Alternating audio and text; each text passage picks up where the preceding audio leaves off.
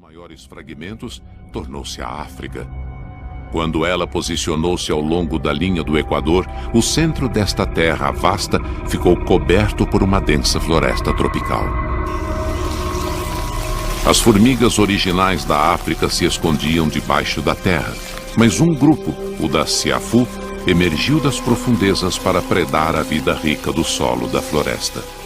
Aqui, as formigas de correição transformaram-se em caçadoras aterrorizantes.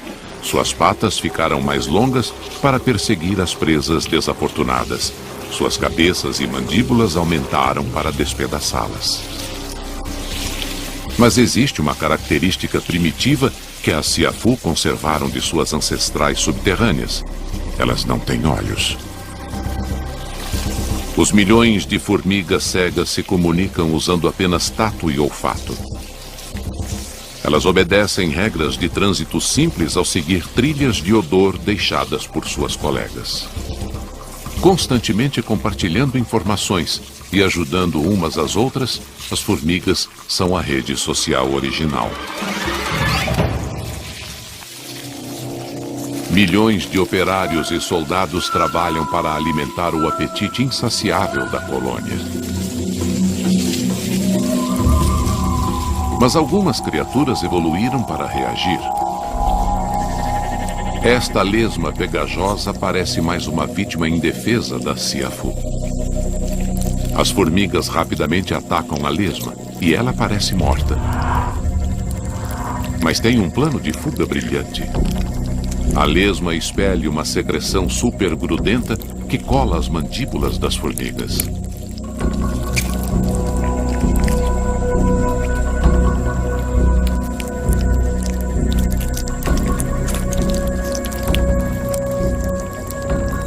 Sozinha, ela superou um exército de predadoras. A lesma vai embora casualmente, deixando as formigas letais coladas em seu rastro. Em certas épocas do ano, insetos suculentos, chamados de moscas linguiça, cruzam o caminho destas predadoras mortais. A indefesa mosca linguiça parece condenada. Mas ela não é comida. É um macho da mesma espécie. Mosca linguiça é um nome informal para o macho da Siafu, uma das maiores formigas do mundo. Este macho fugiu de sua colônia assim que nasceu. Assim que atinge a maturidade sexual, ele é atraído de volta pelo odor de uma trilha de formigas fêmeas. Ele encontra um exército e logo é cercado. As operárias fêmeas o sequestram, arrancam suas asas e o carregam para o seu formigueiro subterrâneo. A mosca linguiça passará o resto de sua curta vida aprisionada, doando esperma para a rainha. Os machos prisioneiros são pais de milhares de larvas que formam a próxima geração da colônia de formigas de correição. As Siafu mudam todo o formigueiro em intervalos de poucas semanas. A segurança é prioridade quando a nova ninhada é transportada. Milhares de soldados enormes ficam em alerta para atacar qualquer ameaça. Por milhões de anos, as Siafu aterrorizaram as florestas que cobriam o coração da África. O centro de todo o continente era uma grande floresta tropical plana. Mas as forças geológicas gigantescas estavam prestes a alterar o coração da África para sempre. 30 milhões de anos atrás, as placas tectônicas que ficam abaixo da África começaram a se afastar. Ao longo de milhões de anos, uma grande fenda na crosta se abriu da Etiópia em direção ao sul por milhares de quilômetros. No centro da África, a grande fenda, ou rift, se dividiu em dois braços, cerca de 12 milhões de anos atrás. O ocidental é chamado de Rift Albertine. Ele dividiu o centro do continente ao meio, um lado seco e o outro úmido, o que levou a evolução a novas direções dramáticas.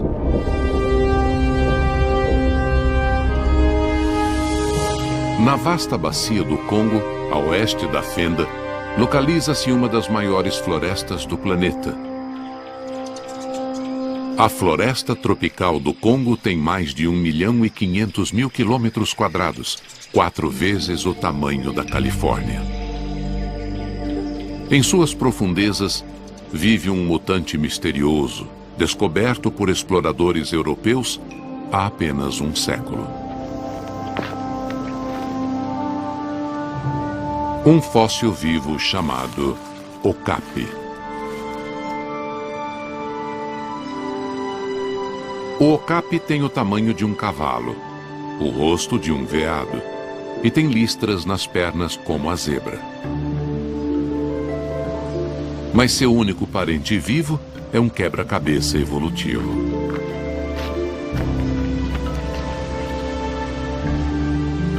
Uma pista essencial para desvendar o mistério desta família são as protuberâncias no topo da cabeça do Okapi. Não são chifres, são estruturas de cartilagem cobertas de pelo e chamadas de ossicones. Existem apenas outro animal no mundo com protuberâncias na cabeça como estas.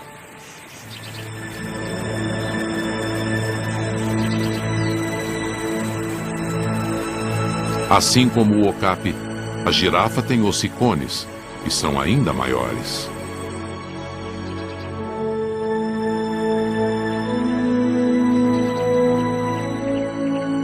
As fêmeas têm 2. Já os machos têm um ossicone extra no meio. Como o Okapi e a girafa podem ser tão próximos, mas tão diferentes? A resposta está no passado. O Okapi e a girafa são os únicos sobreviventes de um antigo grupo de mamíferos. Hoje, a girafa é um dos animais mais icônicos da África. Mas, curiosamente, seus ancestrais viveram na Europa e na Ásia. Estes protótipos originais dividem-se em muitas formas bizarras. Alguns viraram gigantes, como o Civaterium, do tamanho de um elefante. Eles pastavam nos campos abertos da Ásia e depois foram para o norte da África. Os muitos parentes do Civaterium se espalharam pelo sul da Europa, Ásia e África, até que o clima começou a mudar radicalmente. Quando a Ásia e a Europa secaram, eles foram extintos. Somente os animais que estavam ao sul, no coração da África, sobreviveram. Mas conforme o grande rift rasgava seu território, estes sobreviventes foram forçados a tomar 2 direções evolucionárias diferentes. Nas florestas escuras e densas do oeste, os mamíferos antigos mantiveram suas pernas curtas e o corpo compacto.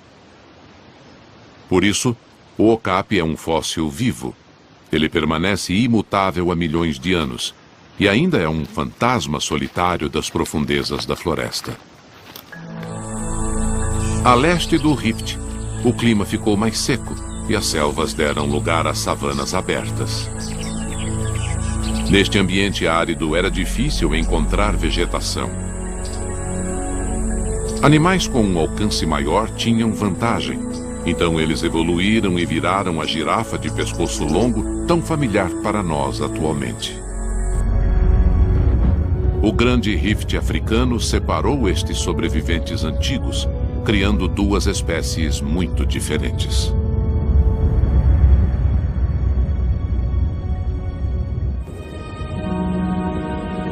A formação do Rift Albertini transformou as florestas planas da África Central em uma paisagem desvirtuada, com terrenos completamente novos.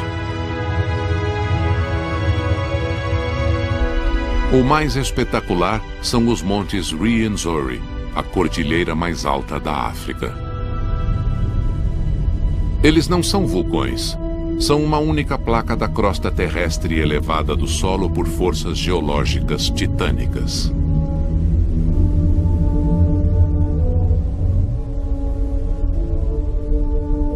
À medida que a fenda rasgava o continente, uma enorme pressão em suas bordas comprimiu um bloco de rocha antiga com 120 quilômetros de extensão. É a maior montanha formada por uma fenda no mundo.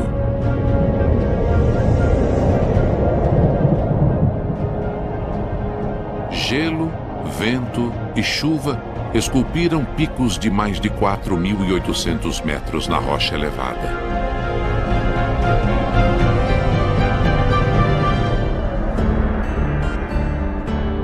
Praticamente nada é capaz de viver neste ambiente extremo, exceto um belo pássaro, com um truque de sobrevivência que é pura mágica evolutiva. O incrível poder do Rift Albertine partiu e transformou a África Central. Sua criação mais espetacular são os montes Rwenzori. O ar repleto de umidade se choca contra as montanhas, descarregando água.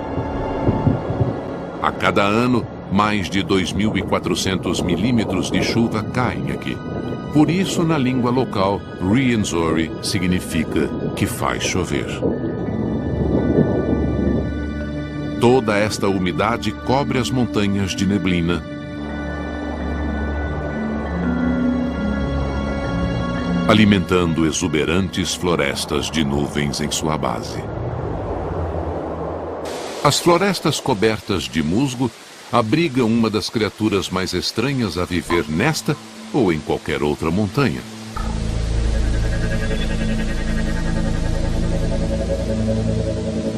Uma espécie endêmica de camaleão de 3 chifres. Uma verdadeira bizarrice evolutiva.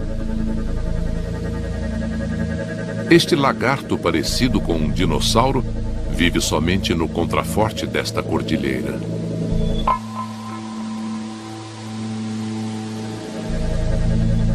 Somente os machos sofreram uma mutação e ficaram com 3 chifres, que usam para se defender em batalhas por território.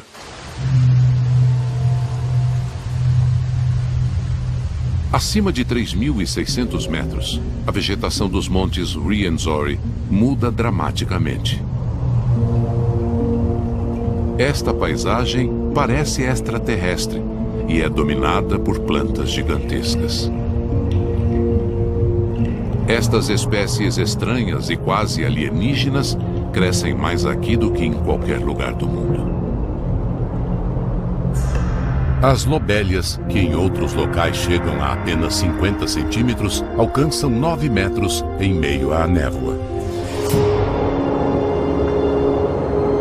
Estas gigantes alpinas precisam lidar com uma grande variação de temperatura.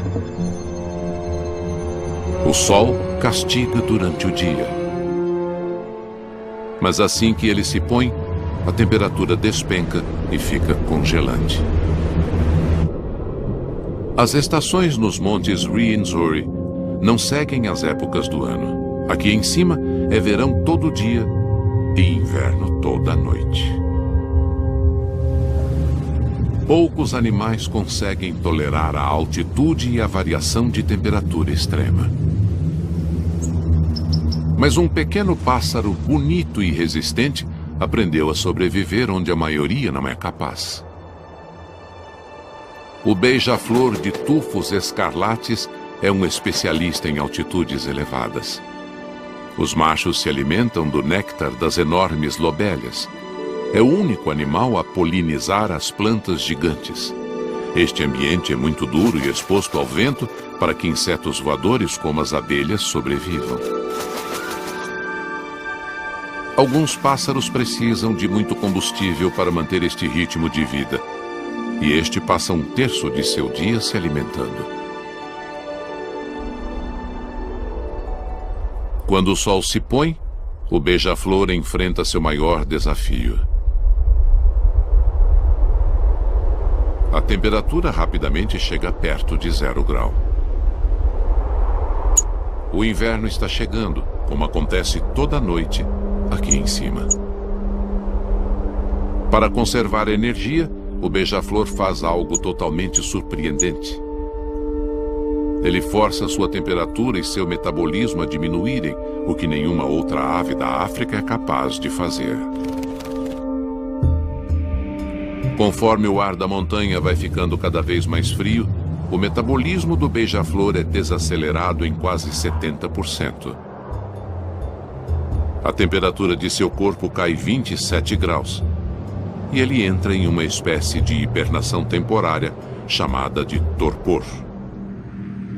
Desta maneira impressionante, ele conserva energia e consegue sobreviver ao frio extremo da noite dos montes Ruwenzori.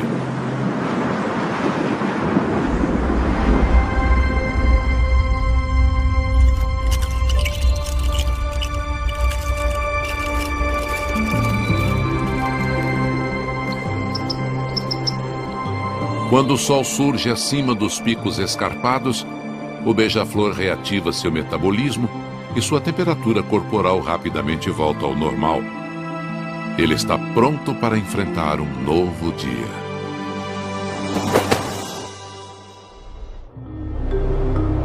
Abaixo dos imponentes montes Ruwenzori, existe um ambiente muito diferente que leva a vida a seus limites. Enquanto as bordas do Rift Albertine foram transformadas em montanhas, seu centro afundou e com o tempo foi preenchido com água para formar lagos profundos. Às margens dos lagos, há pântanos turvos. Toda criatura que vive aqui deve ser altamente especializada para sobreviver. A Jassanã desenvolveu pés mutantes que distribuem seu peso e fazem com que ela ande em cima de nenúfares flutuantes. Aqui em cima, é fácil ver para onde se está indo. Mas abaixo da superfície, o mundo é diferente e escuro. A água estagnada é turva e geralmente tem pouquíssimo oxigênio. As condições são tão tóxicas que alguns mutantes desenvolveram adaptações surpreendentes.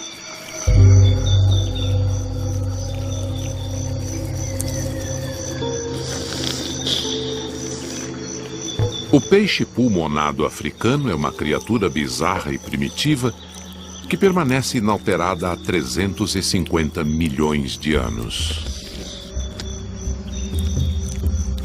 Ele respira através de pulmões, o que permite que ele sobreviva em terra, pelo menos por algum tempo.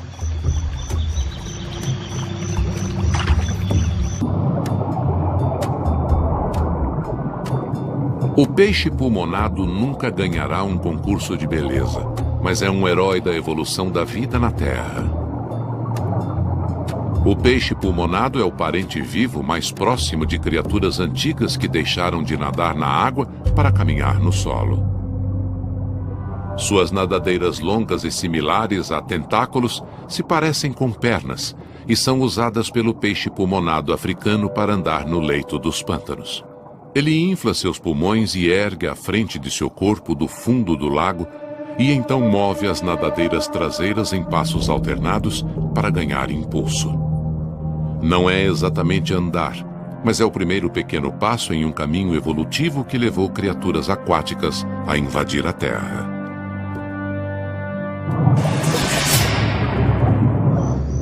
O peixe pulmonado pode ser um pioneiro da evolução, mas não é respeitado por um monstro emplumado que habita estes pântanos. A cegonha bico de sapato, uma ave de aparência pré-histórica exclusiva do leste africano. Esta cegonha prefere caçar nestas águas pouco oxigenadas porque conhece o ponto fraco de seu alimento preferido. O peixe pulmonado sempre sobe à superfície para respirar.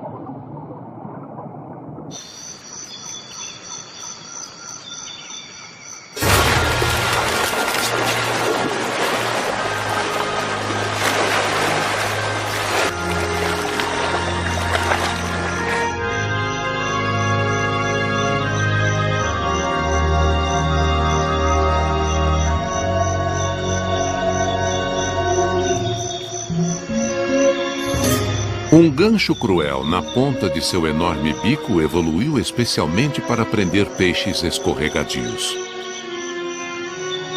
Este estranho e raro predador dos pântanos não tem parentes próximos. Ele parece uma mistura de cegonha, pelicano e garça. Mas é uma excentricidade evolutiva. Não existe nada igual à cegonha bico de sapato em nenhum lugar do mundo. O peixe pulmonado não é o único nestas águas tóxicas a desenvolver estratégias de sobrevivência extremas. A professora Lauren Chapman estuda outro grupo único de habitantes do pântano. Os peixes mormirídeos formam um grupo grande e rico em espécies. São encontrados somente na África e em nenhum outro lugar do mundo. Por muito tempo, estes peixes foram um mistério para a ciência. Como eles se orientam e encontram um ao outro em pântanos tão escuros e impenetráveis? Apenas recentemente os cientistas encontraram uma resposta. Para sobreviver aqui, os mormirídeos desenvolveram uma habilidade extraordinária. Eles usam pulsos elétricos para caçar e se comunicar. Bom, agora vou ver se consigo um sinal bom. Lauren e sua equipe usam uma técnica inteligente para detectar e medir este super sentido elétrico. Uma coisa muito interessante é que nós conseguimos traduzir os pulsos em sons. Para fazer isso, nós colocamos pares de eletrodos na água. E os pulsos elétricos que os peixes emitem são transformados em um som que nós podemos ouvir.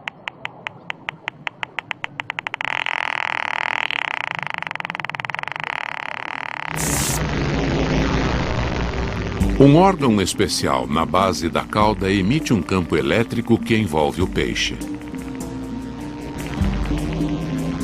Quando outra criatura entra neste campo de força, distorce sua forma. O mormirídeo consegue detectar esta alteração usando eletroreceptores sensíveis espalhados por seu corpo. Este sentido elétrico é tão refinado que é capaz de distinguir predadores, presas e peixes da mesma espécie. Um microfone debaixo d'água revela o mundo oculto dos mormirídeos. Eles podem parecer calmos, mas há uma batalha constante de sinais elétricos ocorrendo. Cada espécie tem uma assinatura elétrica única que é utilizada para lutar por territórios, sinalizar o status social e até impressionar parceiros. Esta mutação extraordinária permitiu que os peixes mormirídeos prosperassem no ambiente extremo dos pântanos do Rift. O Rift Albertine, na África, forçou a evolução e criou espécies únicas de animais encontradas somente aqui. Alguns destes animais são nossos parentes genéticos mais próximos. Este é o paraíso dos primatas. No vale ao redor do Rift Albertine, há mais espécies de macacos do que em qualquer lugar do planeta. Eles mutaram e evoluíram para aproveitar o supermercado natural fornecido por centenas de espécies de árvores. Os galhos são suas estradas. É mais seguro ficar a 30 metros do chão do que descer até o solo da floresta, onde se encontram os predadores. Mas uma espécie de macaco leva a viagem pelas árvores a extremos.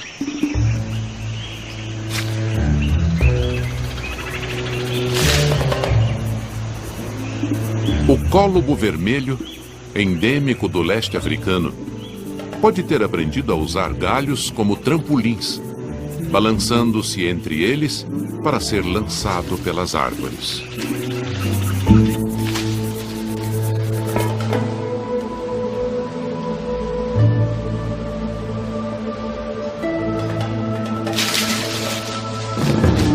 Usando este truque, o cólobo vermelho é capaz de saltar uma distância 16 vezes maior do que seu próprio corpo. É o equivalente a um homem pular uma quadra de basquete.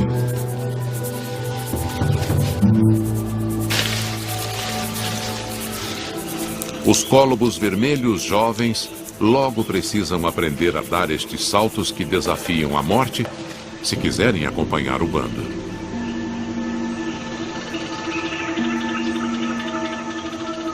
Eles demoram um pouco para dominar esta arte.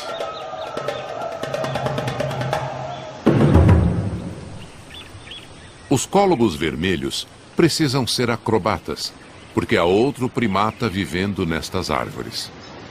E ele pode se transformar de um vegetariano pacífico em um assassino brutal. As frutas são a comida preferida do chimpanzé, e ele pode se alimentar de 300 espécies diferentes de planta em um ano. Mas estes macacos têm um lado sombrio. Às vezes, as frutas não são o bastante, e os chimpanzés gostam de carne. Então, o cólobo vermelho vira sua presa favorita.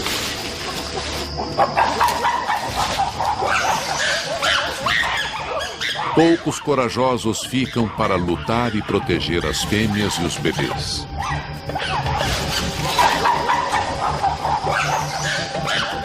Eles não têm chance contra o macaco inteligente e habilidoso.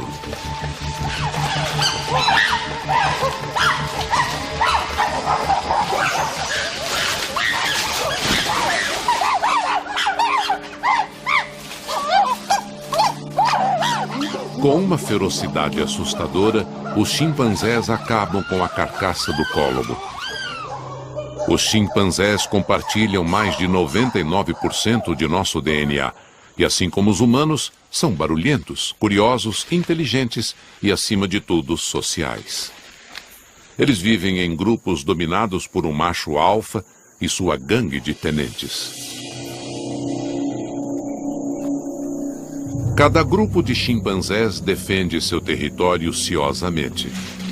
Os machos formam alianças e patrulhas de segurança que atacam e matam qualquer invasor encontrado.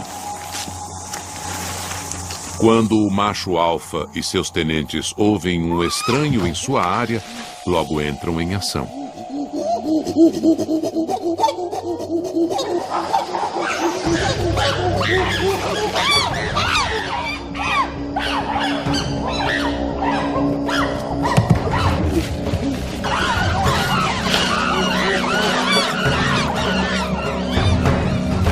O invasor recua rapidamente. Ele tem sorte de escapar com vida. Não muito longe, outro macaco extremamente inteligente adotou as selvas centro-africanas como lar. À primeira vista, eles parecem chimpanzés, mas são uma espécie totalmente diferente. São bonobos, habitantes tímidos e misteriosos das profundezas da floresta. Os bonobos são similares aos chimpanzés de muitas formas. Ambos escalam até a copa das árvores em busca de frutas e vivem em grupos sociais unidos com fortes laços familiares. Mas há uma diferença notável. Ao contrário dos violentos chimpanzés, os bonobos são pacíficos e carinhosos. Na verdade, eles são descritos como os hippies do mundo dos primatas. Estas duas espécies de símio vivem no mesmo ambiente. Como desenvolveram comportamentos tão distintos? O segredo deste mistério são águas turbulentas. As tribos locais o chamam de o rio que engole todos os rios. Nós o conhecemos simplesmente como Congo. O poderoso rio Congo tem 4.800 quilômetros de extensão e até 12 quilômetros de largura.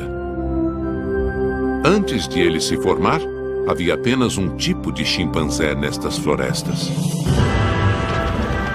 Mas a incrível força do Rift Albertine, mais uma vez, levou a evolução a tomar direções estranhas. Por milhões de anos, a bacia do Congo continha um lago enorme, alimentado por um rio. À medida que o Rift Albertini começou a elevar montanhas e terras altas na margem oriental da bacia, o rio lentamente se curvou e tomou a forma de uma ferradura. No final, ele chegou até o Oceano Atlântico, drenando o lago e deixando em seu caminho um dos maiores cursos d'água do mundo.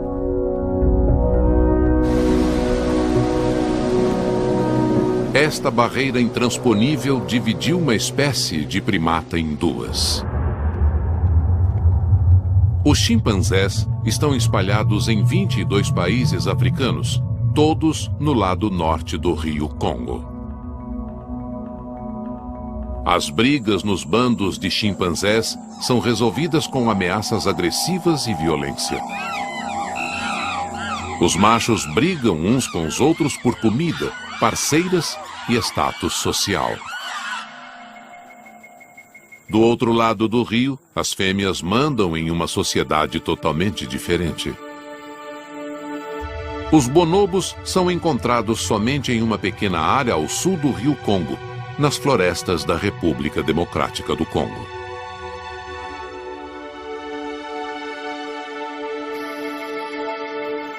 Os biólogos só perceberam que o bonobo era uma espécie diferente em 1929, o que o torna o último grande primata a ser descoberto pela ciência.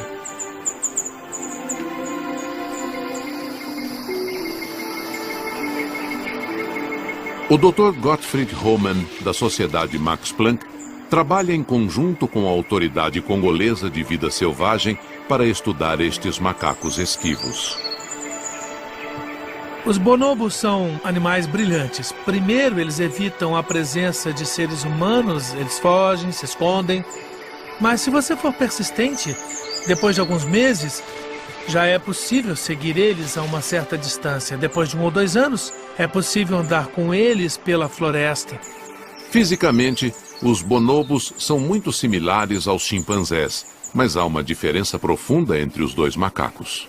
Os bonobos e os chimpanzés são parentes próximos. Eles compartilham uma longa história de evolução.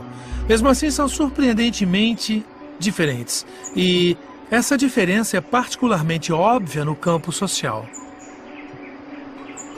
Não existe um macho alfa neste bando de bonobos. O poder recai sobre um grupo de fêmeas mais velhas. A violência é rara no mundo dos bonobos. Em vez disso, eles usam o contato íntimo e dividem comida para evitar o conflito e dissipar as tensões do bando. A formação do rio Congo dividiu uma espécie em duas. Mas por que os macacos ficaram tão distintos? Por que existe guerra na margem norte e paz na margem sul?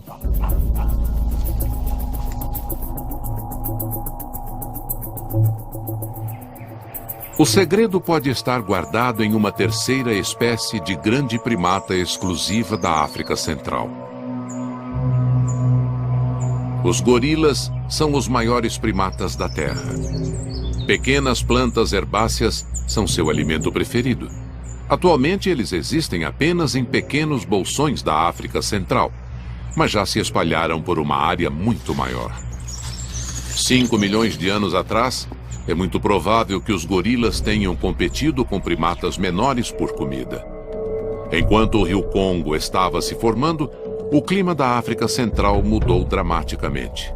Uma seca dizimou as plantas preferidas dos gorilas e os primatas gigantes desapareceram da maior parte da bacia do Congo.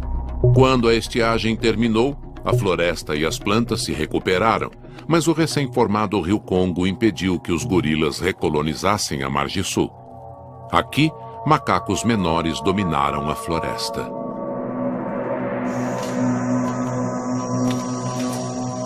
Eles conseguem se alimentar de uma variedade muito maior de plantas durante o ano todo, sem a competição dos gorilas e de outros macacos. Eles se tornaram menos violentos e, finalmente, evoluíram e viraram uma espécie distinta, que nós chamamos de bonobos. No lado norte do rio, os chimpanzés originais ainda precisam dividir suas florestas com os gorilas competindo com eles por comida. Eles também precisam competir uns com os outros, o que levou a uma cultura de rivalidade e violência dominada pelos machos mais agressivos. Isso pode ter até mudado seu DNA. Recentemente, cientistas descobriram parte de um gene que parece promover o vínculo social. Os carinhosos e generosos bonobos o têm, assim como os humanos. Mas os violentos chimpanzés não têm. As diferenças radicais entre os chimpanzés agressivos e os bonobos pacíficos podem ocorrer devido a uma mutação genética. Quando os hominídeos conquistaram este novo cenário, desenvolveram pernas mais fortes e braços mais curtos que davam equilíbrio e firmeza quando escalavam. Eles ficaram eretos como nós. E conforme o Rift alterou o clima do leste africano, o cérebro de nossos ancestrais ficou maior e mais complexo para lidar com os desafios de sobreviver em um ambiente tão mutável.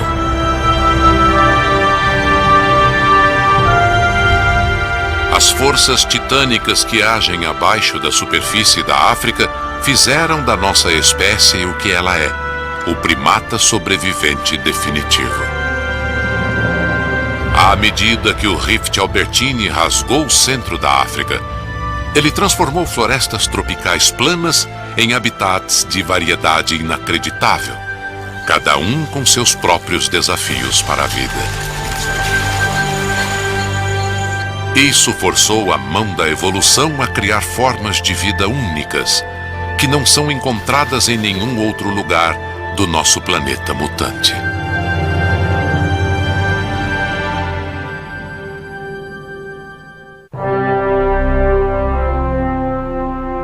Versão brasileira, Vox Mundi.